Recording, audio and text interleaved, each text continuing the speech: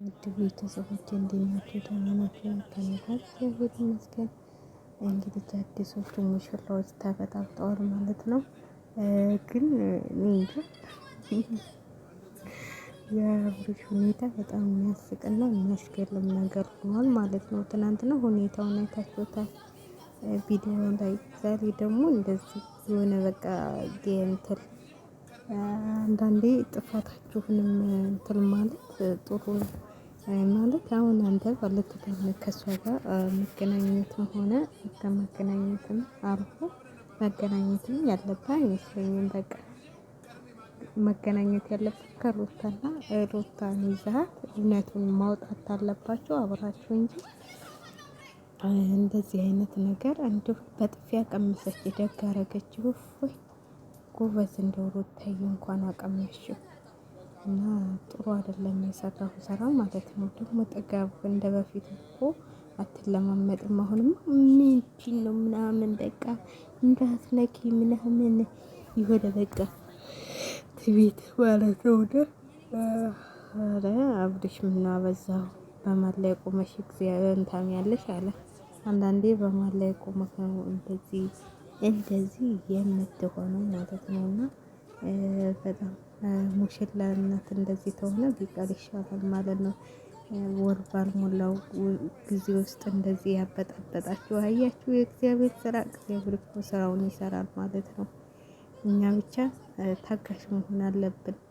በጦሙ ቀብጣችሁ እንደዚህ ትዳር ነን ምናምን ምናምን ብላችሁ እንትን ብላችሁ እንደዚህ ያበጣበጣችሁ እኮ በማይሆን ነገር ስለተጋባችሁ ነው ማለት ነው። ሀገራችሁ፣ በቤተሰቦቻችሁ፣ በወገናችሁ፣ በሀገራችሁ፣ በባህላችሁ ብትጋቡ ኑሮ እንደዚህ አትበጣበጡም ነበር ማለት ነው። እና ተበጣበጣችሁ ማለት ነው። ተበጠበጣችሁ። እኔ ራሴ አስተካክለዋለሁ ስትል እኔ እኮ ትናንት ራሱ የሰራው ቪዲዮ በቃ ነጥዬ ምናምን ሄዳ ስትጠመጠበት እንዴ አንተ ያገባሃት እንትን አሻንጉሊትም ልታረጋት ነው እንዴ? ታገባሃት በኋላ እኮ መንዘላዘላ በዛ እንዴ።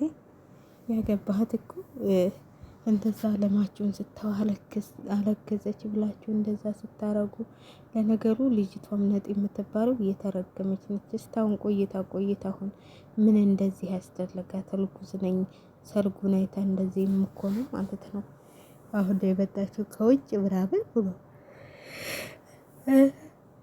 ለምንድነው ደውለህ ያገኘሃት? ለምንድን ነው የምትገናኙት? የሆነማ እያላለቀ ነገር አላችሁ ማለት ነው። እውነቷን ነው ሩታ፣ እውነቷን ነው ሩታ። የበልች ጉዱን እስከምታውቅ ድረስ ያንተ ልጅ በሆዷ ይዛ ደግሞ እንደዚህ ትንዘራዘርባታለ። እንዲህ ስልዛላ ዶርዬ ጉድ እኮ ጉድ ጉድ። እና ትክክል አይደለም የሰራሁ ስራ ብዬ ነው እኔ በበኩል የማስበው። በጣም የሚያስጠላ ስራ ነው እየሰራ ያለው አብርሽ። ጥጋብህ አልተዘለቀም ማለት ነው። ጠግበሃል ማለት ነው። ልጅቷን እኮ አቃጠል ደፋት ነው ባናቷ። ገና ደጋግማ ስትወልድማ በአንድ ልጅ እንደዚህ ልታቃጠላት የተነሳ ተደጋገመችማ። በቃ ተጫወትክባት፣ በልሃት ማለት ነው። ስለዚህ ሩታዬ ከአሁኑ ራስሽን ጠበቅ አርገሽ ቤተሰቦችሽ ጋር ህዲት ብለሽ እህትሽ ወልዳለሽ እዛው አብረሽ ከእህትሽ ጋር ልፍ ብለሽ እናትሽ ቤት ነይ ቶሎ እናቴ። እነዚህ ዱርዬ ጋር ምን አታገረሽ እናቴ? አሁንማ ተነፋ እኮ እንትን ልቡን አሳበጠው ማለት ነው። ዝም ብለው እነዚህ ቅመሞች ቁጭ ብለው አይናቸውን አተው እሱን ይከታተላሉ። እንደዛ ናላቸው እስከሚዞር ሰርጉን አደረጉ።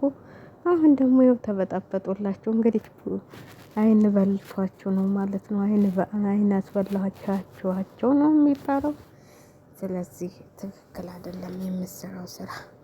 እኔ በበኩሌ አልገባኝም። አብርሽ የሚሰራው ስራ አብርሽ ቤቱን አቃጠለው። በጣም ያሳዘነችኝ ማለት ነው። ለማስረዳት እንኳን እኔ እንጃ። የሆነ እኮ ቪዲዮ መልቀቅ የለብህም ነበረ፣ ቪዲዮም መቅረጥ የለብህም ነበረ።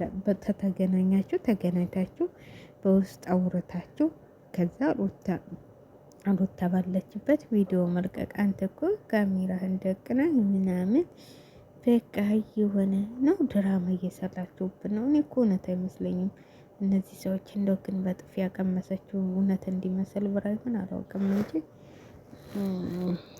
እኔ ምንም አልገባኝም የእናንተ ነገር ማለት ነው። ድራማ ስንላችሁ እውነት ታረጉታላችሁ፣ እውነት ስንላችሁ ድራማ ታረጉታላችሁ። ስለዚህ ማንን እንደምናምን አናውቅም ማለት ነው።